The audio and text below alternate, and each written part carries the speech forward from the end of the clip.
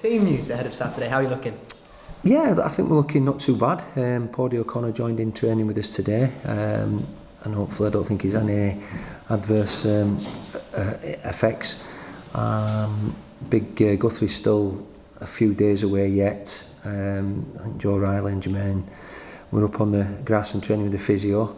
I think we had a couple of, obviously we had a game yesterday at Blackburn, but we had a couple of little niggles. They're in today, so we'll have to just have a assessment of them in the morning. Nothing serious, but with a couple of them it might just be enough to keep them out of Saturday, unfortunately. How's Hope? Hope's fine. Yeah. Why, what's wrong with him? I thought it was a shoulder problem. Really. Oh yeah, that just pops in and out apparently. yeah, it's a bit like blinking. I think he's just he's okay. I think that was. I think it sounds a bit. With it popping in and out, but apparently it's happened and it just goes back in, it settles down. So yeah, no, he's fine. How was the game against Blackburn that you mentioned there? Yeah, brilliant, really good. Obviously, you see the scoreline that we won 3-0 and that, but it was more the performance. I mean, it could have been at half time, it could have been 4-4. And the second half, we've had lots of chances and played really well. It's probably the best surface, the lads have played on since I've been here over at Blackburn. It was good, and with the type of player we had playing, Middleton, Gibson, Zelly, obviously Devitt, Pritch, all players that like to get on the ball and travel with it. And up against quite an experienced Blackburn side, so it was really encouraging. 3 out of the back 4 of our lads were under 18s and kept a clean sheet, and George did well in goal. So all round, as I say, it's nice taking the result out of it, the actual all-round performance. And a few young boys came on in the last 15-20 minutes and showed up well. So it was encouraging, it was nice to see. It gives all the staff a lift, and I'm sure it gives the players that performed in it. It's just, we need more of these games for the players that are not involved at the moment. And how big a difference, you mentioned it there, the pitch condition in particular. I suppose that it goes without saying, doesn't it? But it's a bonus to have that at the moment. It is, and you can see in the warm-up with the lads, they're all fizzing it about and they're enjoying it. But it's a level we're at the moment, and not everyone can spend loads of money on good pitches. I listened to the Exeter manager the other night talking about after their 1-1 draw with Crewe in midweek, and their pitch is not happy with it. They want to get it down, and where we go on Saturday, Salford's last home game was certainly as poor as our pitch was. So it's something you got to get to grips with. You just get your head around it and play. The conditions, whatever it may be, if it's bad weather or bad pitch, you just got to get on with it. But naturally, you get more quality if the surface is better, and that proved the other day. Yeah, you mentioned Jordan Gibson there in particular, his performance. I've not seen him in a little while. What are your plans with him? Yeah, well, to be fair to Jordan, because we had no sort of strikers for yesterday, we played him in that's a false 9. We played him up front to roam about, and I think he flourished and really enjoyed that.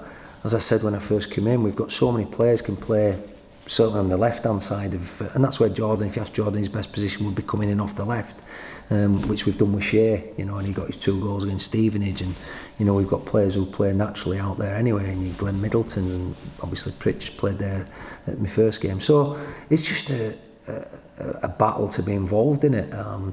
His 2 goals. I think me and you could have scored, but his all-round performance was very good. Glenn Middleton's goal was terrific. I don't think me and you would have scored Glenn Middleton's goal. I think he scored from 20 yards. I couldn't reach from 20 yards now, but I think it was just, there were so many good performances, which was encouraging. But you've got to back that up. You've got to keep it going in training, and then when you get an opportunity. But it certainly gives us food for thought. Not only with the 11, but certainly again with the 18. We're going to be leaving players out the 18 now who actually perform well on Wednesday there. So obviously on the back of a win ourselves against Plymouth, it's been a good week training. We've been on the grass all week, which has been positive, and obviously allied to the good result for the lads that played at Blackburn. People are looking forward to Saturday naturally, but we know what we're going to expect there, and we're going to have to be ready for it. Certainly a lot of positives from what you've just said there, and particularly the lack of disruption this week, I imagine, in training. Yeah, that's been the key. I've got to say, last week it was difficult, and naturally with the weather. This week it's been a little bit more steady. We've managed to go up and train away from here for Monday, Tuesday on a decent surface, and we've come back, and it's the first time we've trained on our training ground today. We've still got a little bit of the debris from the flood from the river there on it, but it was fine, and we had a split squad. I think we had 14 training today. Obviously the other lads were in, but they were on the recovery. But it's been a good week, and we want to continue that and make sure Saturday's a good day as well. Going back to personnel, Callum Cook was on the bench in the result over Plymouth Argyle. How tempting is it for you to maybe look at him as a starting player? Well, he started in our first game, and that's obviously then he did his back. He wasn't 100% fit last week. He's had a good training, week under his belt. But I think you can say that about a few players. There'll be a few lads who are, Pritch played in a sort of a central midfield role on Wednesday and did really well. He had a start when I first came in on the left-hand side. So it's been, people just sort of jostling for positions really and trying to make the mark wherever they play. Tails has played at right back on Wednesday and did a good job. Jordan playing up front, which he hadn't probably played on his own before. So they're all playing different positions to make sure, as Kenny said to him after the game, there's no training session yesterday could have given what the game gave him against good opposition, good surface, and a good workout as well. So, but yeah, there's everyone, not just Callum, but there's a few knocking, wanting to get in, and that's what we want. We want people. We want obviously good. For places, we want people to really bust in the gut to try to get in there, good competition, and that's what we seem to have at the minute. I've asked you this before, but naturally with time and more time, you get to understand the squad a lot better. How close are you now in this position to knowing your best squad? Best starting 11, it'll be horses for courses. It always has been for me. As I said before, what was right against Plymouth last week with them playing a back three might not be right for going away from home to Salford, who are probably similar to us in a lot of ways, play 4-4-2. So we will look at lots of different things, but certainly I think in each training session we go through, it's just about good habits first and foremost, drill them into the lads, and then it becomes second nature. If you lose a ball, make sure you try to win it back, just little things, encouragement. We'll all make mistakes, so just little things. We're hoping to be, we're seeing them taking on. We've done a little bit of work, certainly today, on the defensive after looking at it and analysing it on the video on Tuesday and pointing it out. Then we come out today and do a little bit of work on certain things that we need to tweak out when we're defending. And yeah, there's always challenges and stuff to work on, but that's good. As long as you can see that they're taking it on board, which they have been up to now, then that's hopefully the way forward, as I say, to learn and then to improve and then hopefully succeed. You mentioned after the Plymouth result that there was still a lot of work for your squad to do. Is that then, from what you said there, that the main part of the defensively and trying to deal with those situations towards the end of the game? Yeah, I think when you look back at the game against a good Plymouth, as I said, some good footballers in that side, and they're playing in a confident manner. I think we gave them only maybe two, not even that, opportunities in the first half when it was 11v11, and both came from our sloppiness at throw-ins in our own half, which we've got to eradicate. But then second half, as well as we started and could have gone 3-4, 5-0 up, they had a period of, I would say, 25 minutes when they got into too many dangerous areas for our liking. We went too deep, so we needed to engage the ball quicker. Naturally, to lose a goal, lose a goal at any time, but against 9 men, just took the gloss off everything. Yes, we should have been finishing with a better score, but second half, there was a lot to learn and a lot to pick out and hopefully a lot to improve on. And as I said, we've worked on that this week, and it's something, it's not you work on it for one session, you forget about it, it's an ongoing thing. When you see sort of deficiencies, if you like, or weaknesses that we can improve on, then that's what you've got to try to do without forgetting all the other aspects. Just because we were okay attacking last week, we've got a full week to work, and that's what we love doing, enjoy being on the training ground, even though it's, the surface has been okay today. The weather's been great, and it's nice to get out in the fresh air. So, it's, as I said to him every day, it's a joy to be a footballer and being part of football. So just go relish it and enjoy it. Yeah, I was saying earlier, I was starting to forget what the sun looked like actually recently. Going into Saturday, what do you make of Salford as an opponent? Have you faced them before in your career? No, I went to watch them last season when I was at school. Thought we were going to play them in the cup, but they got beat by Shrewsbury actually, because we were drawn to play them. So I've been to the ground once, but I just have to look at what the players that they brought even in January and look at the bench at the moment. They've got a lot of experienced players. Obviously they've just brought Gibson in, who used to be at Manchester United. They've got Conway, Rooney's not getting a game from him. They've got a lot of players there. I think you can only name 6 on the bench because I don't think they've got one that's come through the ranks. But they can change it up front. Obviously brought the boy Wilson in, who used to be at Manchester United. Asante up there. With Tom Elliott, used to be at Wimbledon and went to Millwall. So again, they've got a big squad to choose from and a lot of quality in there. It's funny how the results, I think they've lost the last 2 home games, but they won the last 2 away games. So they'll be looking to put a marker down at home. And I would imagine Graham, even though I don't know how many points away from the playoffs, 7th, I don't know how many points, 8, 9, whatever, they'll still think if they can have a run. And with the squad they've got, they're more than capable of going on a run. So, it'll be but I think it's, we've sold out our allocation. It should be a good atmosphere. And from our point of view, it's a game that we've got to go relish and enjoy and, stamp as authority and start improving on that, dismal away form. Well, that's it though, isn't it? You mentioned it there, going into this business end of the season, points to play for. And for Salford themselves, like you've alluded to, they've got to go and try and get a result if they're to catch you in your position. And likewise, you need to get those points to try and break into that top 7. Yeah, listen, I've no doubt they'll come in out of the traps and they'll want a victory. As I said, they've not won at home for a wee while. But likewise, even the games since I've been here, how tight they've been. We talk about fine lines and narrow margins. I think we've lost obviously twice 2-1. We won 2-1. The 2 games we've won 2-1, and then Stevenage we even scored in injury time, so to make it 3-1.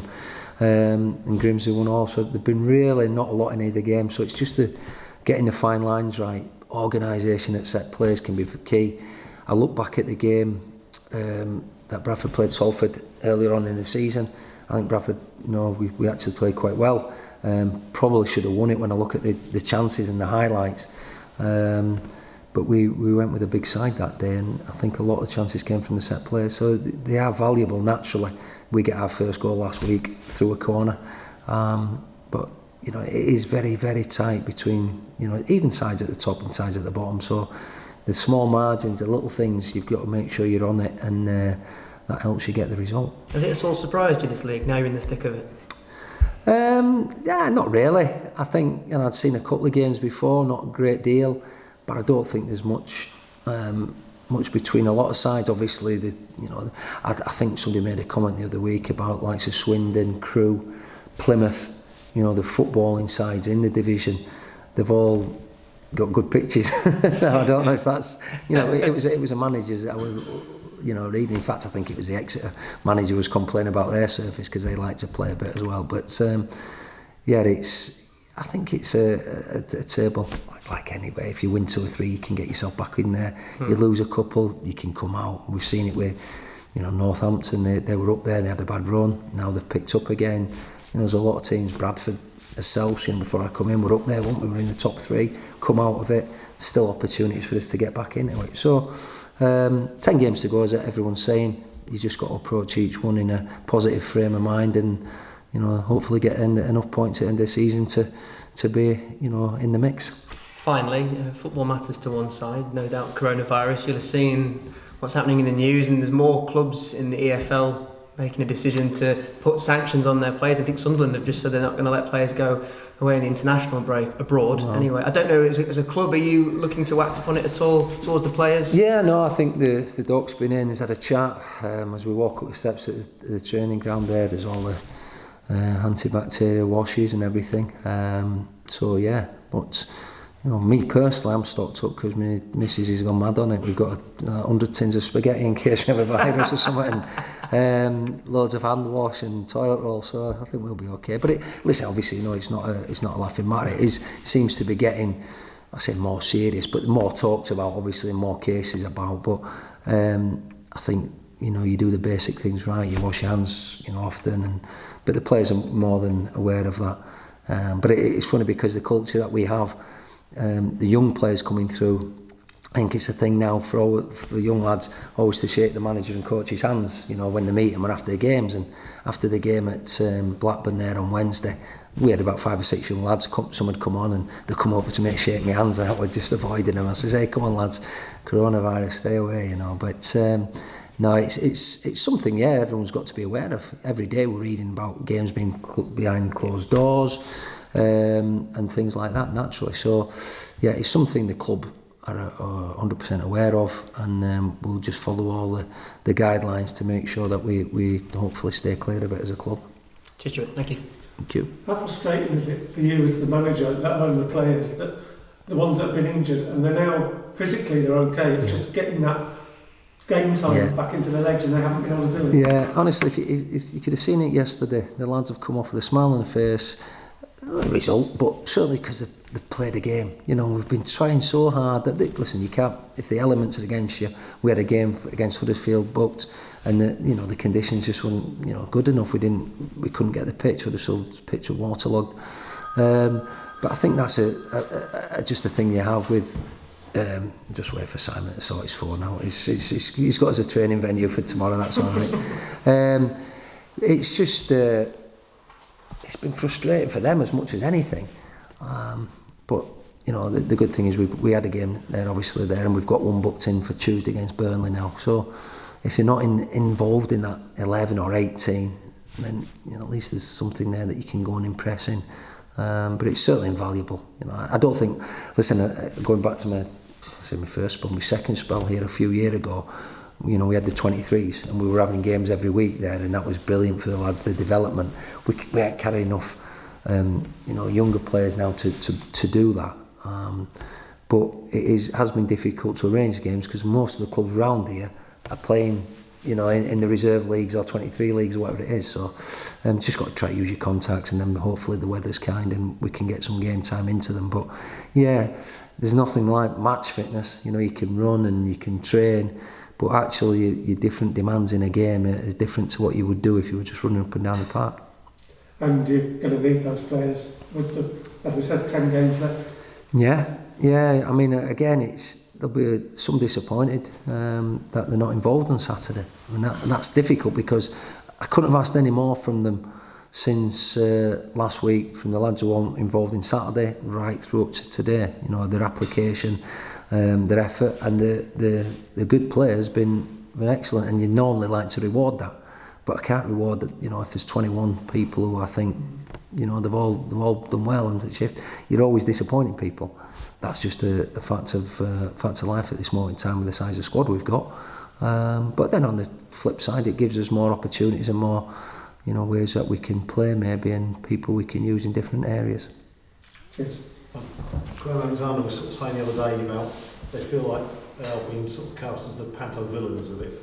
Salford, in the sense of everyone looks at the fact that they've got all this celebrity Man United back in, and they've got plenty of money to play with. I mean, how do you sort of view all that? No, listen, I know Graham and I know Chris Lucchetti very well. In fact, I had a good chat with him when I was down at the thing down at St John's a couple of weeks ago. Training camp there, well, not training, a training session with Gareth Southgate, and a lot of managers were having a good chat with him, and they're very professional, both of them, and I think people raised their eyes when they went out of the league, but it was always going to be a club that was on the up, and they were going to have the financial backing, but you need a little bit more than that when you get to a certain level. So no, I think it's got pluses and minuses, hasn't it? I should imagine working there, but it's I think they're doing a good job, and obviously they've got through to the final of that other cup, which I don't even know its name, but they've got through at the final of that after beating Newport on penalty kicks, and they'll still be striving to, there's no doubt about that, still striving to get into them playoffs. And as I said, with 30 points to play for, the squad they've got, then they'll give it a right go to the end, I'm sure, knowing them too as well. And being a fellow manager at this level, do you look a little bit envious at the resources they might have available? I've not thought about it, to be honest. I did, looking from the outside, obviously when I wasn't manager at the time, look at the players that they brought in the window, and thought, oh, they're going to be strong and have a real push. I don't think it's got off the ground as yet, although they've had a couple of, as I said, good away performance, away results, and at home they've struggled a little bit of late. But no, listen, everyone's got their own pressures.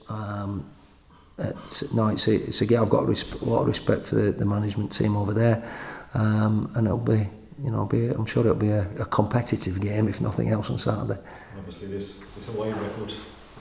Do you think it just needs one result, perhaps, just to? You'd like to think so, but again, it's just fine lines again, and the recent games, we've gone ahead in every game I think we've had, haven't we? So we've got to manage the game better. Certainly, the game management's got to be better.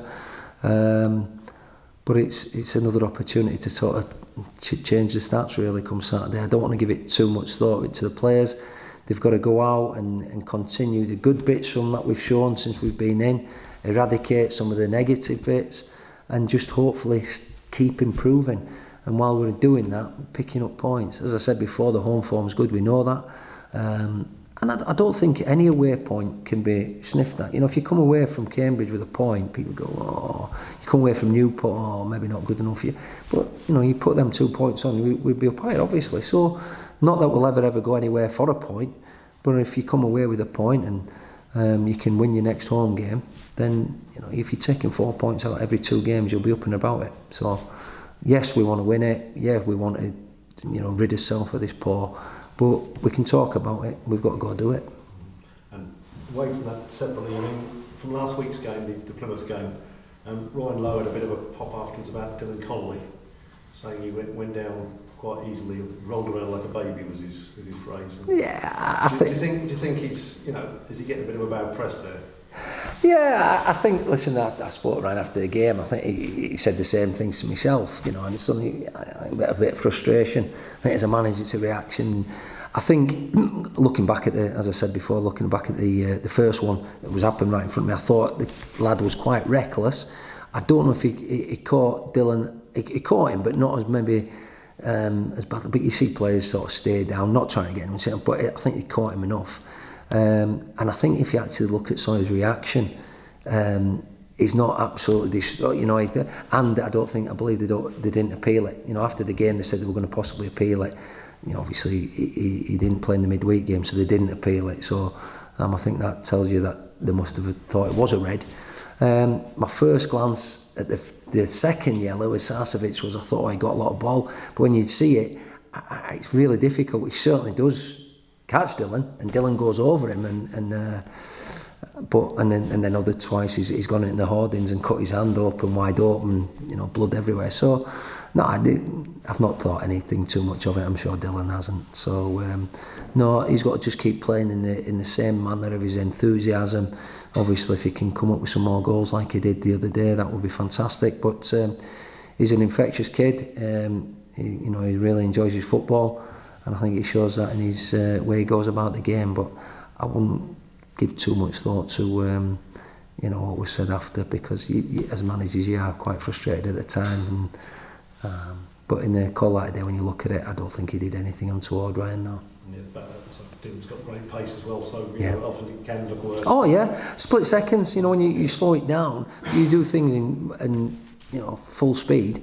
It's usually that absolute split second. You get there a little bit later, and he's over. And when you're going at speed, naturally, the quicker you go, the higher you fall and the higher you spring. And it certainly looked a little bit dramatic last week, but I think in the end, the red card was justified.